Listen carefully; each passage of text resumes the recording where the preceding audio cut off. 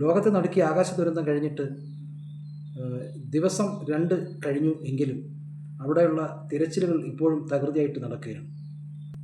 ഉച്ചയ്ക്ക് 1:30 ഭക്ഷണം കഴിച്ചുകൊണ്ടിരിക്കുമ്പോൾ ആ ക്യാൻറ്റീനിലെ മുകളിലേക്ക് തകർന്നു വീണ ആ വിമാനത്തിൻ്റെ പിൻഭാഗം, അതായത് കത്താത്ത ഭാഗം, അത് ഉയർത്തി അവിടെ നിന്ന് മാറ്റുന്ന ഒരു ജോലിയാണ് ഇന്ന് പ്രധാനമായിട്ട് നടന്നത്.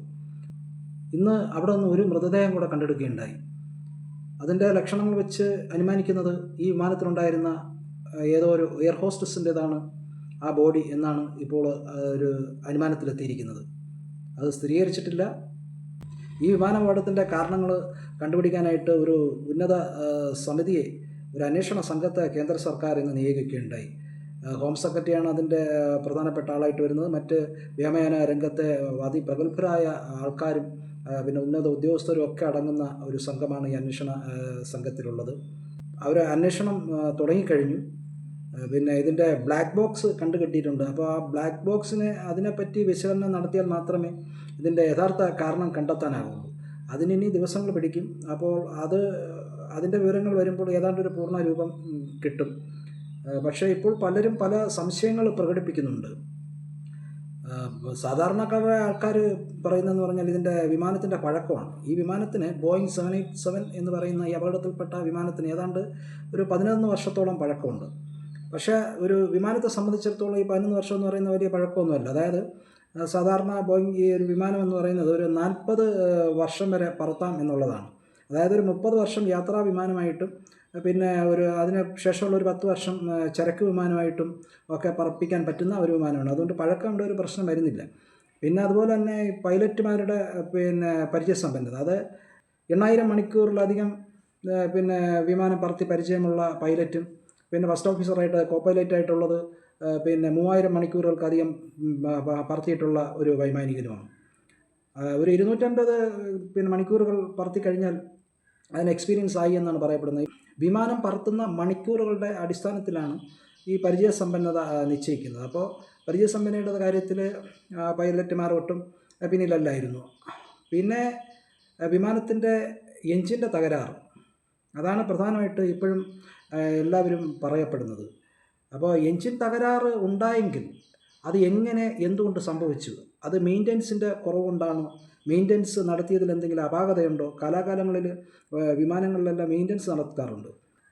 അപ്പോൾ അതിലെന്തെങ്കിലും അപാകതകൾ ഉണ്ടായോ എന്ന് അത് ഗൗരവമായിട്ട് അന്വേഷിക്കേണ്ടിയിരിക്കുന്നു. അത് ആ തരത്തിലും ഈ അന്വേഷണ സംഘം അന്വേഷിക്കുമെന്നാണ് അറിവ് കിട്ടിയിരിക്കുന്നത്. ഇതുപോലെ 1985 ടോക്കിയോയിൽ നിന്നും ജപ്പാനിലേക്ക് പറന്നു വാങ്ങിയ ഇതുപോലുള്ള ഒരു ബോയിങ് വിമാനം അപകടത്തിൽപ്പെടുകയുണ്ടായി. അതായത് 26,000 അടി ഉയരച്ചെന്നതിന് ശേഷം ഈ വിമാനത്തിൻ്റെ ചിറകിൻ്റെ ചെറിയൊരു ഭാഗം അടർന്ന് തെറിച്ചുപോയി. അങ്ങനെ വിമാനത്തിൻ്റെ നിയന്ത്രണം വിടുകയും അത് എന്താണ് സംഭവിച്ചതെന്ന് പൈലറ്റിന് പോലും മനസ്സിലായില്ല. അത് പിന്നീടൊക്കെയാണ് ഇതൊക്കെ അറിയുന്നത്. കൺട്രോൾ റൂമായിട്ട് ബന്ധപ്പെടാനുള്ള സൗകര്യം ഉണ്ടായിരുന്നു. ഈ വിമാനം ടോക്കിയോ വിമാനത്താവളം തിരിച്ചു വിളിച്ചു. കൺട്രോൾ റൂമിൽ നിന്ന് തിരിച്ചിറക്കാൻ പറഞ്ഞു. അങ്ങനെ തിരിച്ചിറക്കാനുള്ള ശ്രമത്തിനിടയിൽ വിമാനം പാളിപ്പോവുകയും വട്ടം കറങ്ങുകയും അവസാനം ടോക്കിയോ വിമാനത്താവളത്തിന് എത്താൻ പറ്റാതെ ഒരു മലനിരകളിലേക്ക് ഈ വിമാനം കൂപ്പുകുത്തുകയും അവിടെ കത്തി അമരുകയുണ്ടായി. അതിലെ ജീവനക്കാരടക്കം 524 പേരാണ് ആ വിമാനത്തിലുണ്ടായിരുന്നത്.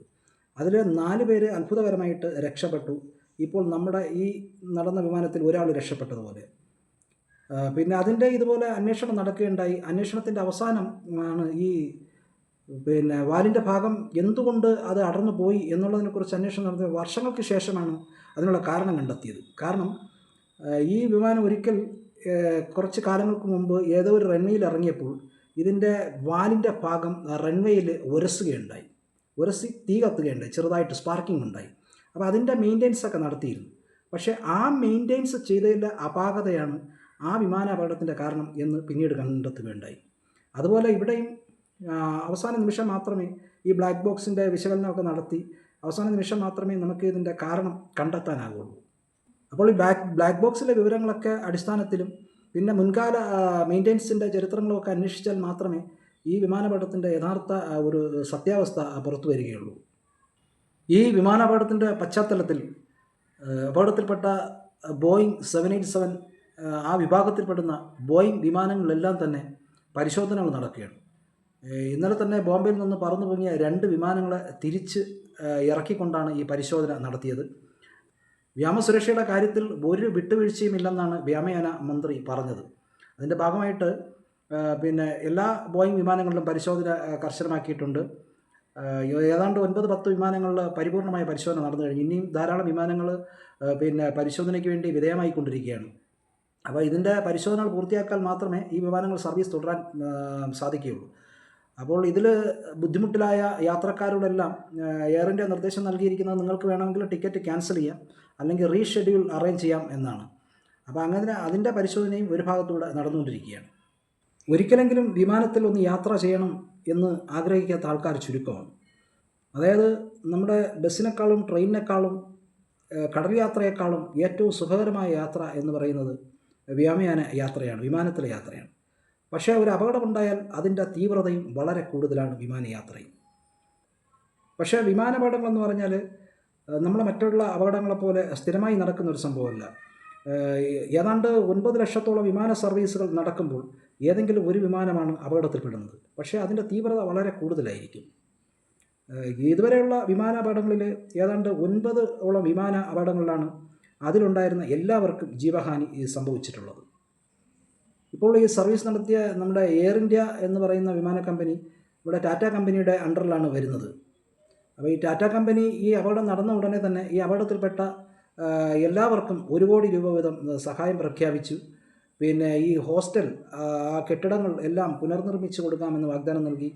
അതുപോലെ തന്നെ ഇപ്പോൾ ചികിത്സയിൽ കഴിയുന്ന സ്റ്റുഡൻസും ഡോക്ടർമാരും അവിടുത്തെ ജീവനക്കാരും പരിസരവാസികളും അടക്കമുള്ളവരുടെ എല്ലാവരുടെയും ചികിത്സ ഏറ്റെടുക്കാമെന്നും ഈ ടാറ്റ കമ്പനി ആദ്യമേ തന്നെ പ്രഖ്യാപിക്കുകയുണ്ടായി. അതൊരു നല്ല കാര്യമായിട്ടാണ് തോന്നുന്നത്.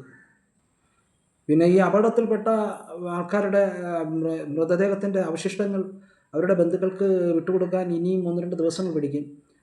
കാരണം അതിൻ്റെ DNA പരിശോധനകളൊക്കെ നടന്നുകൊണ്ടിരിക്കുകയാണ്.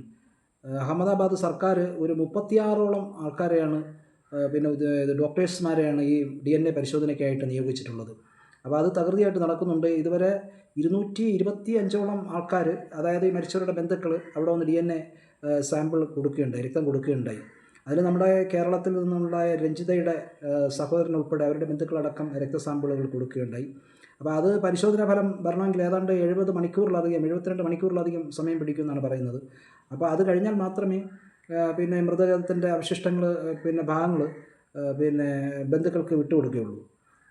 ഒരാളുടെ തന്നെ പല ഭാഗങ്ങളായിട്ട് ഉള്ള എന്ന് പറഞ്ഞാൽ കൈ വേറെ, തല വേറെ, ശരീരഭാഗങ്ങൾ വേറെ, കത്തിക്കരിഞ്ഞ എല്ലിൻ കഷ്ണം മാത്രമായിട്ട് കിട്ടിയ മൃതദേഹാവശിഷ്ടങ്ങളുണ്ട്. അപ്പോൾ ഇതൊരു ഭയങ്കര സങ്കീർണമായിട്ടുള്ള വളരെ ഗുരുതരമായിട്ടുള്ള ഒരു പ്രശ്നമായിട്ട് ഈ DNA പരിശോധന മാറിയിരിക്കുകയാണ്. എന്തായാലും ഒരു വലിയൊരു സംഘത്തെ നിയോഗിച്ചുകൊണ്ട് അത് വളരെ കാര്യഗൗരവമായി തന്നെ നടക്കുമെന്നാണ് കരുതുന്നത്.